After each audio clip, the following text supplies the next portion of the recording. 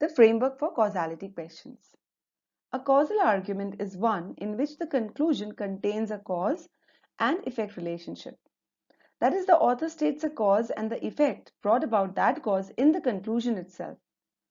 Let's say, for example, this is a stimulus, and let the last sentence be the conclusion of this stimulus. The conclusion is, therefore, the reduction in the production cost is likely to help increase the profits. Now, in this example, the conclusion has a cause, reduction in the production costs, and the effect of this cause is to help increase the profits. The core assumption behind such conclusions is no other cause is responsible for the stated effect except for the given cause in the conclusion. Now, any answer choice that suggests this aspect is going to be our answer. Please note that assumption for causality is not tested much on GMAT.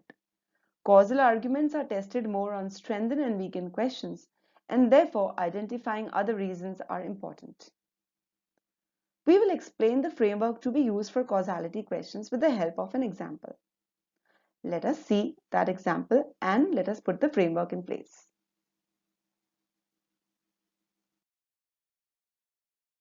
Here is the example.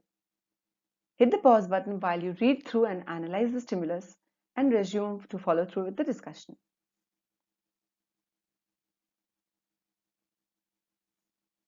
The first sentence, in the last decade, psychologists have reported a significant increase in violent behavior in children, is a premise that sets the context. It tells us about an increase in the violent behavior of children in the last 10 years. The second sentence is also a premise that provides information about another occurrence that took place during the same time frame as the first event. TV channels were showing more and more programs filled with violence. The last sentence of the passage can be divided into two parts. The first begins with a premise trigger given and is therefore a premise. A considerable portion of the viewers of such violent programs are children. The second portion of the sentence, beginning with the phrase "it is likely," which is a conclusion trigger, indicates that the conclusion is about to come up. The conclusion states that probably the violence-filled TV programs have caused the increase in the violent behavior of the children. Since the author concludes that a particular event, that is the cause, caused another event, that is the effect, he is stating a causality. Therefore, it is a causal argument. Now that we have identified that this argument is a causal argument, we will put our framework for causality arguments in place. We will move to step 2, that is the pre-thinking step, to identify and understand the framework.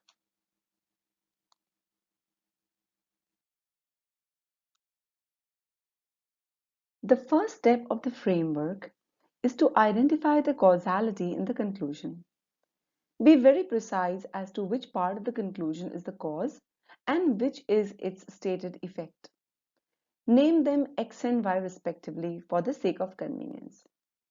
So let the cause be X and let the effect of that cause be Y. In the example that we've just shown, the cause is TV channels airing violent programs, and the effect of that cause is increase in violent behavior in children. The next step is to follow the 3 guidelines. The first guideline is to show that X happened before Y. The next guideline is to show that there was no alternate cause behind the given effect. And the third guideline is that there was no reverse causality. That is, Y did not cause X. We will go into the details of each of these 3 guidelines while going through the framework applied on this particular example. Let us apply the first guideline of the framework, that is, X happened before Y. X happening before Y means no other relationship or correlation exists between X and Y. For example, the occurrence of X and Y is not a coincidence, or X and Y could not have happened because of a third common cause. Now, it is given in the passage that the two events, that is, TV channels airing violent programs and the increase in violent behavior in children, took place during the same time period, that is, the last 10 years. Thus, the author has assumed that first the TV channel started airing the violent programs, and it was only after that that the children started exhibiting increased violent behavior. This sequence of events is actually not explicitly given in the passage. So, a choice that indicates that the sequence was indeed as assumed by the author will go in favor of the conclusion, and a choice that indicates that the sequence of events cannot really be established would go against the conclusion. Now that we have understood how to apply the first of the guidelines in the causality framework, let us look at how to apply the second guideline. Let us look at the second guideline. No alternate cause.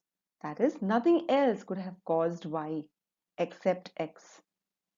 Now, as stated earlier, if there were any other cause possible behind the effect, the author could not have arrived at the conclusion.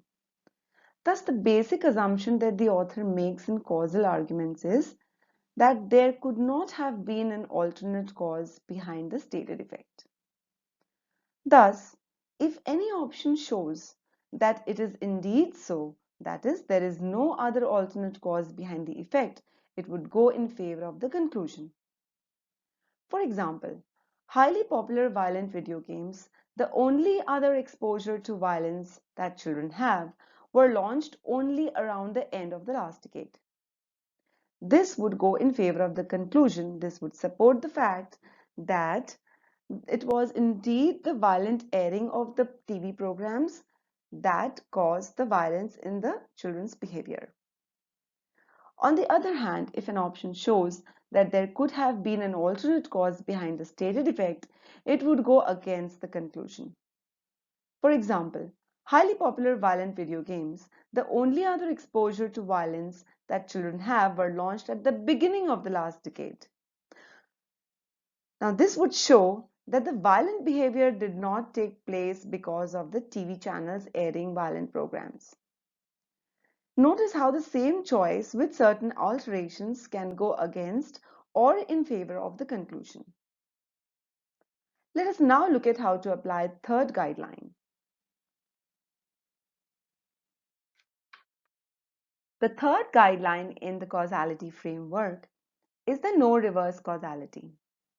That is, Y could not have caused X. In the passage, the author assumed that first the TV channels started airing the violent programs, and it was only after that that the children started exhibiting increased violent behavior. And based on this assumption, he has drawn the causality. However, the sequence of events is not given explicitly in the passage. Therefore, a choice that indicates that the sequence was already reversed or actually reversed would go against the conclusion. Say, for example, if an option says that the TV programs were airing violence because, according to their surveys, children liked violent programs, then it would go against the conclusion. In this case, the relationship would become the reverse. The cause would be surveys revealing children's inclination towards violence, so the children were already showing violent behavior, and its effect, TV channels started airing violence-filled programs for the children viewers.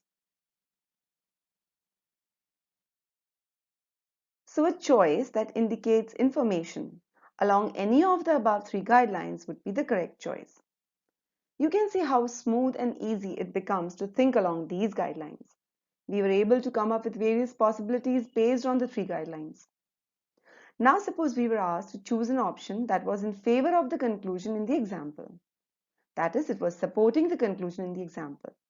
Let us see if we can eliminate the incorrect choices with the help of our pre-thinking and choose the correct one based on the above pre-thinking.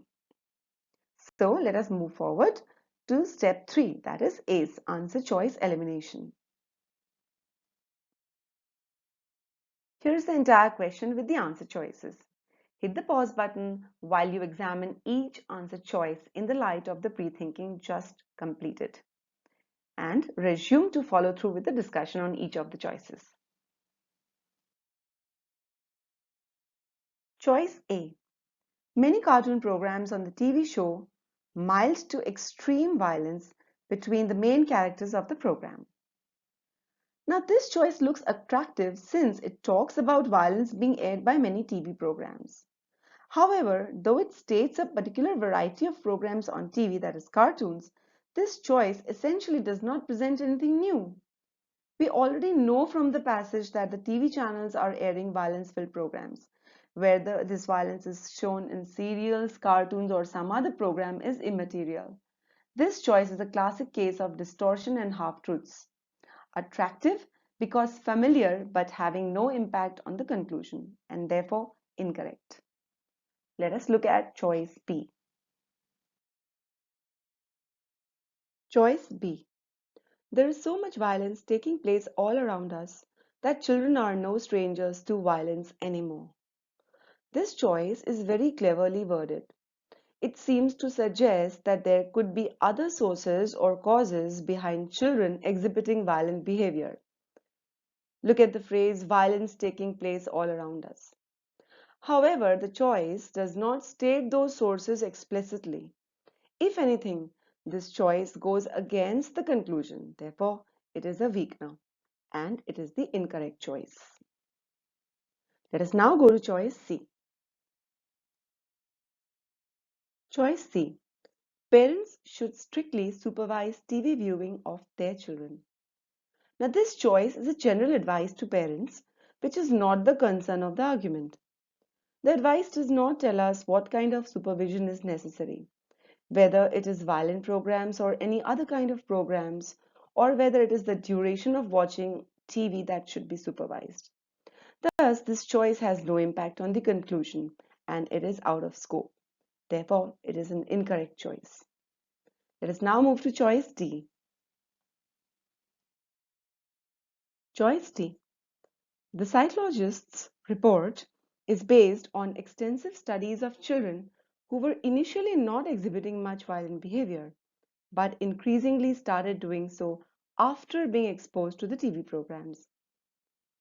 Now, this choice establishes a sequence that agrees with the sequence stated in the conclusion, thus supporting the causality. Per the report, initially children weren't as violent as they became after being shown the TV programs. Since we had already thought of this during the pre-thinking, it was easy for us to choose the option right away, and therefore this is the correct choice. Let us still eliminate option E, even though we know that option D is the correct choice. Choice E. Teachers report that children are becoming naughtier these days. Now, on the surface, this choice looks attractive. However, we cannot equate naughtiness with violence. This is a good example of how test makers play with words. The naughtiness could very well be mild pranks played by children. This choice is out of scope and is an incorrect choice.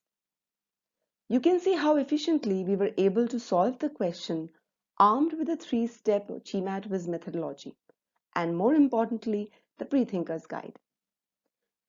In the next lesson, we will look at another two very important frameworks based on comparison and quant-based questions. This brings us to the end of this video lesson. Let us now summarize our learnings from this video lesson.